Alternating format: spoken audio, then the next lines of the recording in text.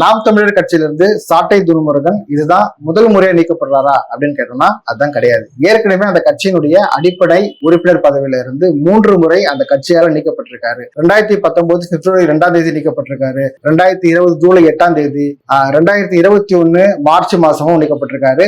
எல்லாத்துக்குமே சேம் காரணம் தான். அந்த சாட்டை ஊடகத்துல வரக்கூடிய செய்திகள், அந்த செய்திகளின் அடிப்படையில அவர் அந்த கட்சியிலிருந்து நீக்கப்பட்டிருக்காரு. அதே அடிப்படையில தான் இப்ப 2025லயும் 2 நாளைக்கு முன்னாடி வந்து நீக்கப்பட்டிருக்காரு. இந்த மாதிரி அவருடைய ஊடகங்கள்ல பல கருத்துக்கள் வந்து வரும். அதாவது கட்சி சார்ந்தும் வரும், கட்சி சார்பு இல்லாத பல நியூஸ்கள் வந்து போடுவாரு. இதுக்கு முன்னாடி அவர் நீக்கப்பட்ட போதெல்லாம் 2019லயும் சரி 2021லயும் சரி நீக்கப்பட்ட போதெல்லாம் திருச்சி மாவட்டத்தினுடைய அந்த இளைஞர் அணி அந்த மாதிரியான ஒரு மாவட்ட உள்ள இருக்கக்கூடிய பொறுப்புல தான் இருந்திருக்காரு. ஆனா இந்த முறை அவர் வந்து கொள்கை பரப்பு செயலாளர் அப்படின்ற ஒரு பதவியில இருந்து அந்த ஊடகத்தினுடைய கருத்து தன்னுடைய கருத்து இல்லை, அதாவது நாம் தமிழர் கட்சியின் கருத்து இல்லை என்று ஒரு பதிவு வந்து சீமான் அவர்கள் போட்டிருக்காரு அப்படின் போது இது வந்து ஒரு முக்கியமா கவனிக்கப்பட வேண்டிய ஒரு விஷயமா இருக்கு.